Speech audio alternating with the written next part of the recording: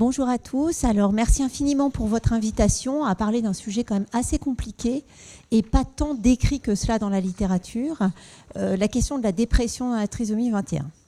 Donc moi, je suis psychiatre, je travaille à Lyon dans un centre qui s'appelle Génopsy et qui fait le lien entre maladies rares et affections psychiatriques. Et c'est dans ce cadre qu'en collaboration avec Damien Sanlaville et Michel Thiel, on a développé une consultation pour les troubles psychiques dans la trisomie 21.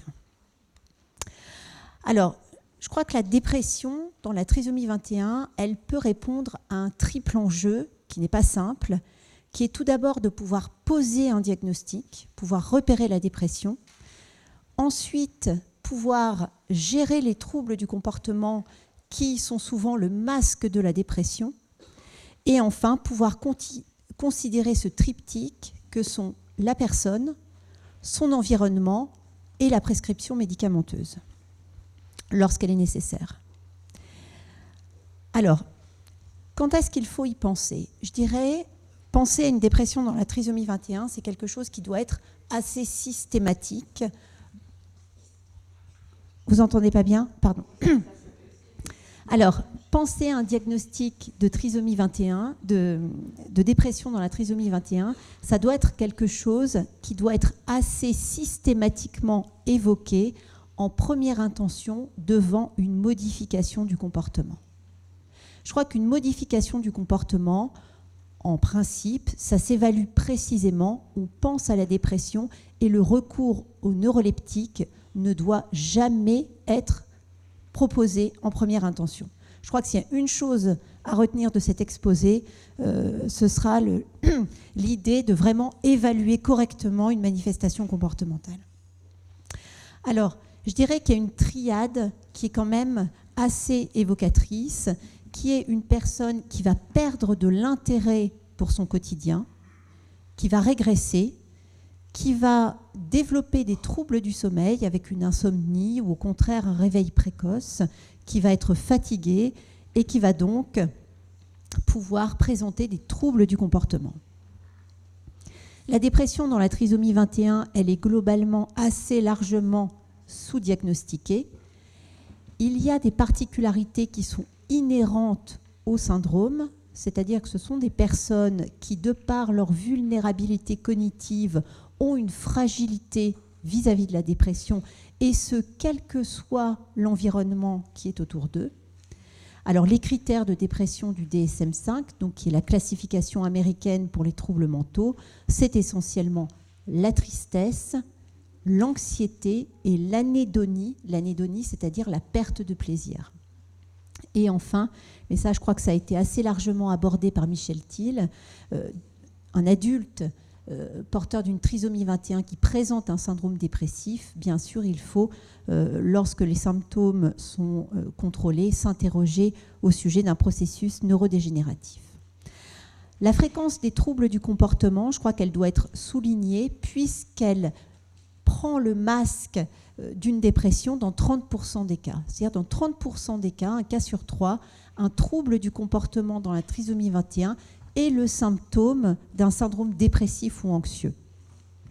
L'expression d'un trouble du comportement peut être extrêmement variable. Le plus souvent, ce sont des personnes qui vont se mettre à se faire du mal à elles, c'est-à-dire avec un retrait, un isolement ou des gestes auto-agressifs. Parfois, ça peut être aussi assez déstabilisant pour l'environnement parce qu'il peut y avoir des passages à l'acte classiques, agressifs, et qui sont souvent dirigés contre les personnes envers lesquelles il y a un attachement affectif fort. Donc c'est souvent à l'égard de l'environnement éducatif ou de la famille, et ce qui pose des questions dans la prise en charge et ce qui parfois culpabilise les familles.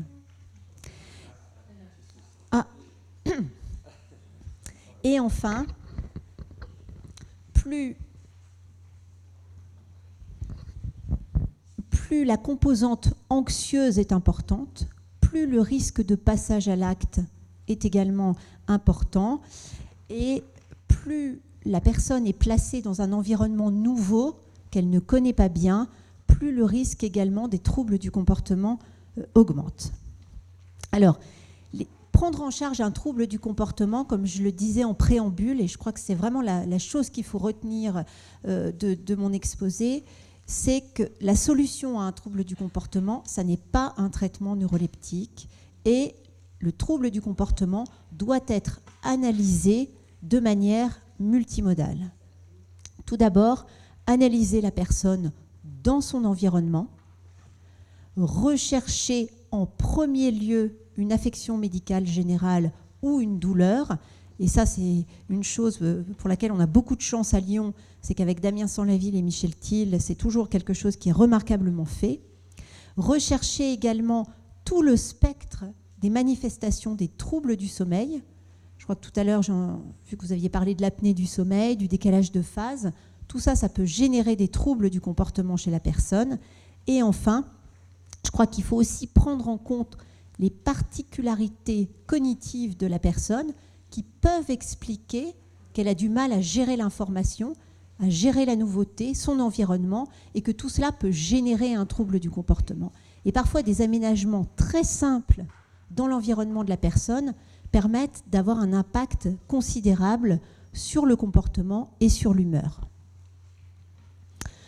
Un petit mot des particularités cognitives dans la trisomie 21. Donc on sait bien que la déficience intellectuelle est fréquente, mais elle n'est pas constante, notamment pour les personnes qui sont porteuses d'une forme en mosaïque. Je vous incite vraiment à ne pas vous fier à la valeur du QI. Le QI, ça ne sert à rien, sauf à faire du mal aux personnes qui reçoivent un chiffre. Ça n'a aucun intérêt dans la mesure où ça fait une moyenne entre des choses extrêmement différentes. Est-ce qu'on peut faire la moyenne entre la mémoire, la concentration, l'organisation, la planification? Tout cela n'a aucun sens. Et le mal que fait le QI, c'est aussi de gommer les particularités et de nous empêcher de repérer les points forts de la personne sur lesquels elle va pouvoir s'appuyer pour aller mieux. Donc, il faut évaluer spécifiquement, et toute personne porteuse d'une trisomie 21 devrait bénéficier d'une évaluation neuropsychologique qui pointe précisément ses forces et ses faiblesses. On sait que du côté des points un peu plus délicats, il y a des troubles dans l'expression du langage. Tout ça peut favoriser l'expression d'une dépression, et surtout un décalage entre le niveau de compréhension et le niveau d'expression. Et ça, les familles et les professionnels qui s'occupent de ces personnes le rapportent souvent. On a l'impression qu'il comprend beaucoup plus qu'il n'exprime. Et ça fait le lit des troubles de l'humeur. On comprend bien qu'il est extrêmement frustrant de vivre des choses, d'avoir des affects, d'avoir des contrariétés et de ne pas pouvoir les exprimer. Donc tout ça fait le lit de la dépression et des troubles du comportement, d'où l'importance de l'orthophonie, et on y reviendra à la fin. Les troubles sont plus marqués au plan attentionnel. Ce sont des personnes qui peuvent être distractibles, visuospatiaux, exécutifs. Ce sont aussi des personnes qui ont un trouble du traitement séquentiel de l'information, c'est-à-dire qu'elles éprouvent des difficultés à intégrer une information en plusieurs étapes, d'où les difficultés à gérer la nouveauté et à passer d'une tâche à l'autre. Alors un petit exemple pour vous montrer qu'il ne faut pas évaluer trop rapidement. Donc on a comparé les processus visuospatiaux, c'est-à-dire le repérage visuel, entre des personnes porteuses d'un syndrome de Williams-Seberen. Vous avez ici au milieu le résultat, et des personnes porteuses d'une trisomie 21 appariées pour le QI, donc pour l'efficience intellectuelle globale. Et vous voyez que finalement, la compréhension et la vision des choses est extrêmement différente, alors que ces personnes seraient catégorisées de la même façon par un QI.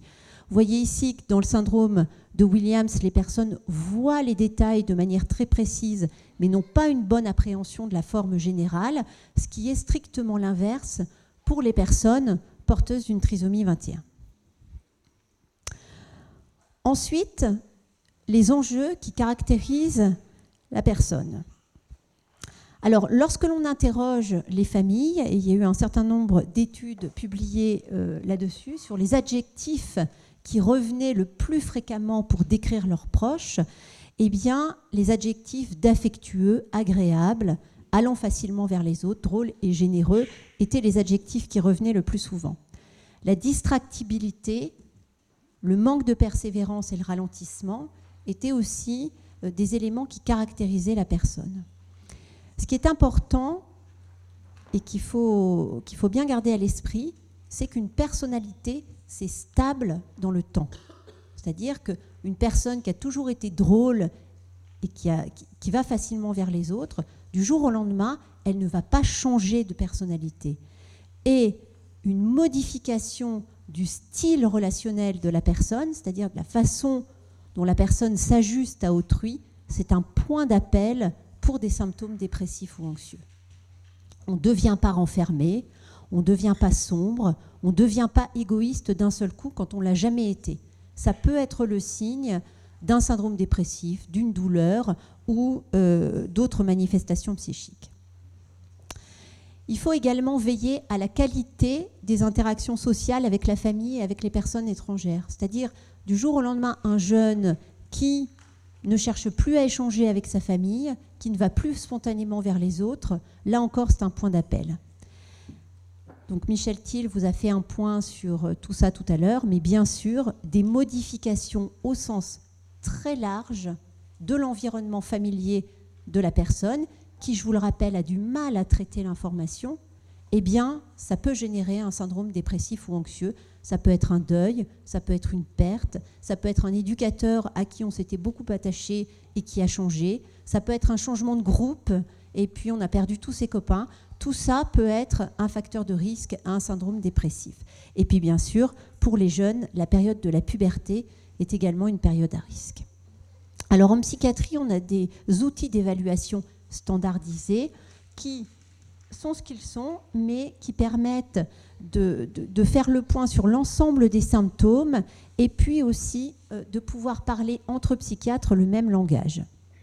Donc, la Vineland qui permet l'évaluation fonctionnelle, ADOS, ADI, qui permettent le diagnostic de troubles du spectre autistique dans la trisomie, le Conners, l'ABC pour les troubles du comportement.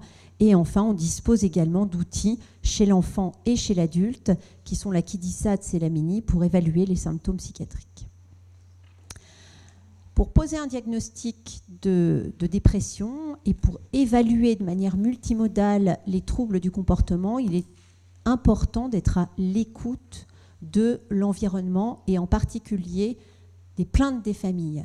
Souvent, et c'est le cas, on va dire dans le champ de la psychiatrie au sens large, le vécu subjectif des familles vis-à-vis du comportement de leurs proches n'est pas toujours pris en compte de manière satisfaisante. C'est-à-dire qu'une famille, un père, une mère qui vient en consultation en disant « je ne le reconnais plus, il a changé, j'ai l'impression qu'il est dépressif », ce vécu subjectif, il faut vraiment en tenir compte pour le soin.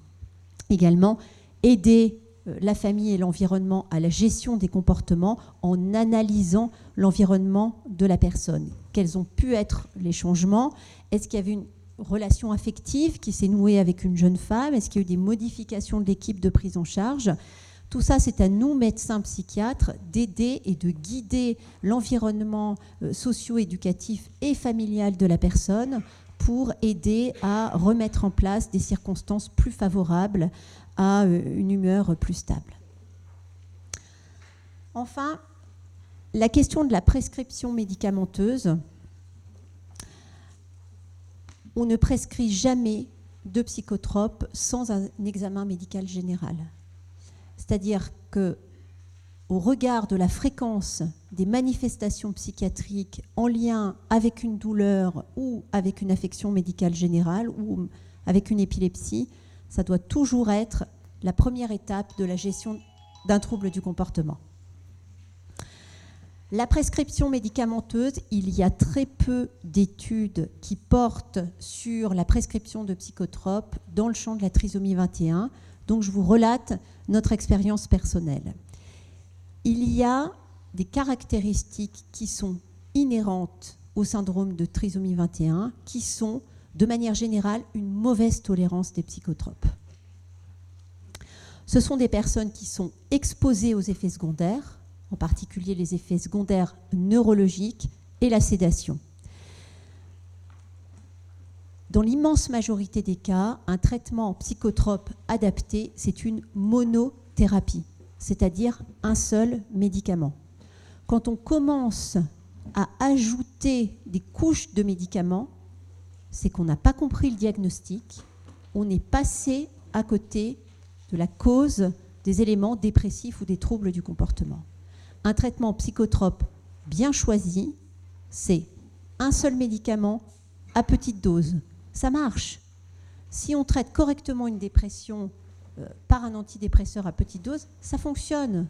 Si le prescripteur commence à être dans l'escalade des posologies ou dans l'association de molécules, c'est qu'on n'a pas compris ce qui se passait pour la personne. Dans notre expérience, les traitements antidépresseurs qui fonctionnent le mieux sont ceux qui comportent un versant anxiolytique important, donc efficace sur l'anxiété. Il faut éviter le recours aux benzodiazépines, qui sont des médicaments qui sont d'une part dépresseurs respiratoires, donc pas du tout indiqués au plan médical, et qui en plus présentent des effets secondaires au plan des capacités cognitives, qui ne sont pas bons pour la mémoire, et limiter aussi le recours aux antipsychotiques, qui sont souvent mal tolérés au plan neurologique et au plan de la sédation. On peut avoir recours, par exemple, à un traitement comme le tertian, mais à de toutes petites doses.